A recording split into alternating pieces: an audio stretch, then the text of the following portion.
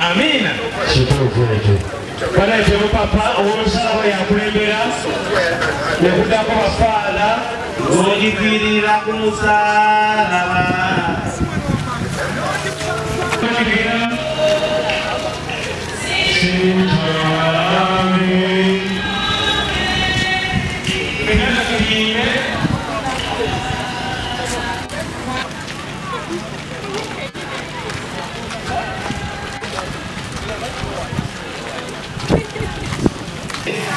Olunaku luno olw'ensonga nti mukoze olw'okwagala ttiimu eno gye nnyimiridde nayo wano olwaleero bano be bannaffe abalozifo kuluna wessaala n'oluvannyuma nkola yatuwa omukisa ate ne mutuwandiikira nti mutulindiridde n'essanyu so getubategeezesa bino ebintu si byabaganda baffe baginaffe bokka sebo naawe olyeko omuceere gwolwo ne ku kanyama era mugenda tulondera omuntu tugenda kumanya sente bagenda kuzibala olwanga gazzaamu amaanyi aye tuga kusanyuka nnyo era nga natukkiriza okwogerako nabo nabakomyewo mumpe ate nga bantu babo ekise wano obubaka buno sebo osi nti kitange nziza gy'oli omwoyo njagala ogende ku geeti wali tusabira imali y'omubeere vanyoleddwa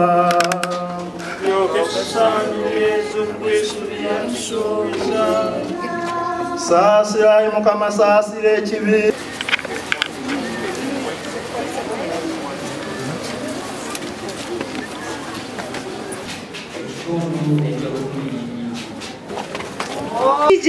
Yesu kazi jejoli nazano mutai o singa byonna kazi Yesu kazi jejoli nazano musai omusinga byonna tukuvunamira Yesu ne tukuwa ekitiibwa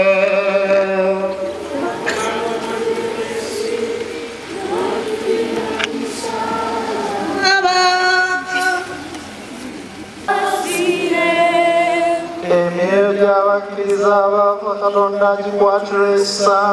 agiwa ekiwummulo eky'emirembe.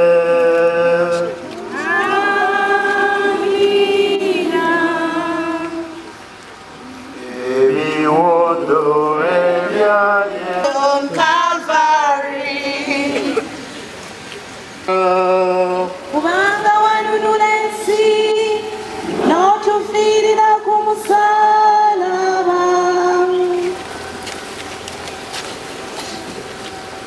wano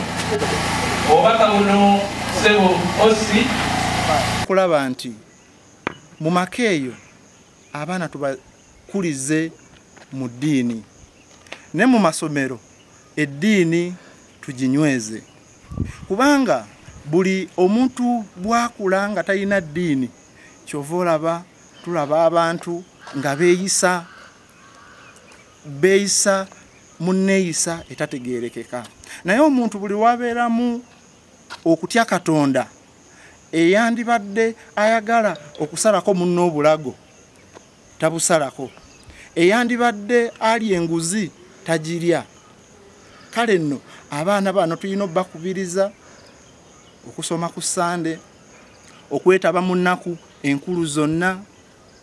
ng'olwaleero mu kkubo lya musaalaba kugamba ne batasigala busigazi waka kubeera awo ne bawulira buwulizi nti nno olwaleero lwakutaano lutukuvu naye tuyina okubaleeta ne balabira ddala kiki ekitegeeza olwokutaano olutukuvu nga Yesu Kristo atufiirira ne beetaba wamu no obulumi Kristo bwe yayitamu. Ekyamazima buli wotandika kubo ly'omusalaba n'otuva ku kitundu ekisooka n'omalayo ebitundu byonna tosigala kye kimu. Ogabanako ku bukoowu Yesu Kristo bwe yafuna bwe yayitamu. Gwe kennyini oluusi naawe oba otambula n'ogwa ekigwo. Olaba kakati awo naawe n'olaba nti mu butuufu ngudde ekigwo kino naye ne Yesu byonna byempitamu yabiyitamu. Kale nno abazadde ffenna n'abantu mwenna tukubirizibwa okukola nga Kristo bw'alagira.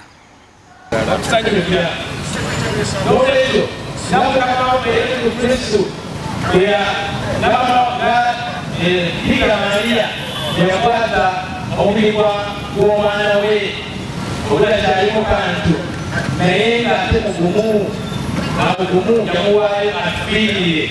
nabulama tubeere obuli kaseera tubeere nga tuli bagumu ne bataata tubeere nga tuli bagumu era bye tuyitamu tubeere nga tuli baki tubeere nga tuli bagumu ate byomweyo obulaba batuukiriza obuvunaanyizibwa bwaffe byonna Katonda bwe yamuwa katusalabe aye Katonda kitaffe ayinza byonna tumwebaza Lomutama yabasibye ebbanga ddene kati tunakawa mundamu olwabasaba omwoyo nga Lomutama tunakuneyibawo engeri yatumana ayinza okuba loboki ate omulala ayinza okuba esikepi nga yagezako okuloga bwa setaani kaddamu nekakolaki nekamunyweza wagezako n'okwayo obulamu eri Katonda naye munange obusobozi bwamwenda bukuyita buli kaseera bukuzaayo omunange wagezako okuloga n'obulaki netukukwata waliwo yunifoomu endala era abanakuna okusobola okulyako yunifoomu eyo eriko ekigambo kitchen ya yero oyo abeera akola mu ffumbiro era atambula n'ekikopo kye wano akati oluusi lino kubanga obira mukomera nga nakabere kalungi yeerabira nti musibe akati abamukufe tuli basibe naye olwokubanga tufunyeyo kampotizoni mu mbeera emu oba endala oli mu bufungo naye olwokubanga omwami yagenda tokyavaayo tasaabulerera abaana yamanyi yanansula bwanakomawakomewo batagala akoleki osiwana akakopoko ogesibireko naye yunifoomu yasinga okunewunyisa mu makomera gano eriko ekigambo RP Boma izit omuzindalo gw'ekyanze nagwo gubivudde mu bukooyi waliwo omulala olwaleero olwokutaano otukuvu lwe lunaku mu wiikeendo eya Pasika Yesu Kristo atufiira ku musaalaba era n'abonyaabonyezebwa olw'oluvannyuma n'afiira ku musaalaba nga naye afiira ku musaalaba olw'ebibi byaffe nze George Kakimu Municipality ate member wa Parliament addako Mukono Municipality olunaku luno olutuzaamu amaanyi kuba tusobola okukwata ebibi byaffe n'ebyo byonna ebitusoomooza netubiteeka ku musaalaba netubitikka Yesu Kristo n'asobola okubituggyako n'olwekyo ffenna oba bizibu bya ngeri ki oba bibi byaffe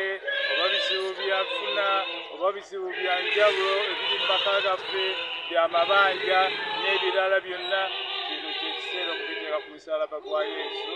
n'asobola okutwetikira ali natuwa obulamu obujja obulungi n'olwekyo ffenna gye tuli naddala abakulembeze kati kusoomoozebwa kwaffe naddala ekintu ekikwatagana n'enguzi mukireete ku musaalaba gwa Yesu asobole okukibatikkula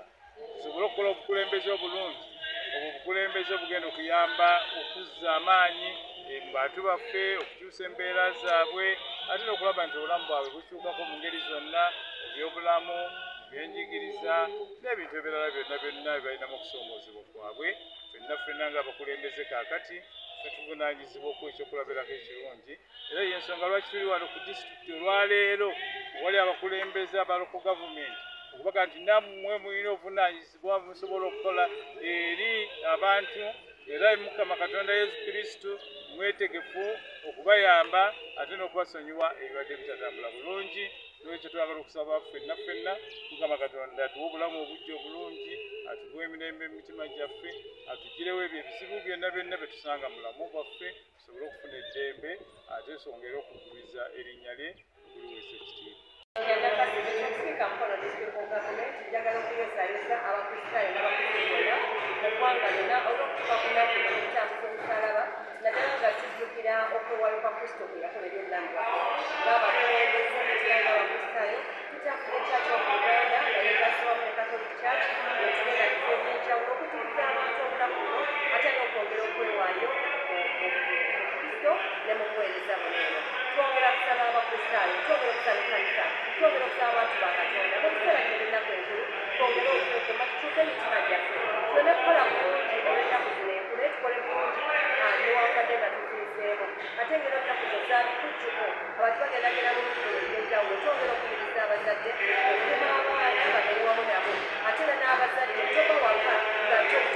tokasiza byakwerinda kola obumenyi bw'amateeka bubeeramu so tubakuliza mukuma abaana tena mu mwekume twagale ekitundu kyaffe tetunakola bekijja kwatuukiza omulabo gwa Kristo okutufiirira ate era n'okutwagala ng'abantu emirimu gyammwe nga bwe mugikola nga Yesu Kristo bw'atudde ku musalaba n'azuukira naffe tuzuukire naye obulamu bwaffe bulongooke nakubira dde ababaka ba paalamenti nti oba mu maka tusasulira bahawusi gaalo lwaki temuleetayo etteeka n'abakyala nabo baweebwa omusaala mu maka gaffe mwe bawangaalira kubanga tusasulira bahawusi gaalo nabo bafuneyo akasente kababaddiza yes ebirala byankulaakulana olw'ekizimbe amakubo tugagezaako era n'emirimu emirala gyonna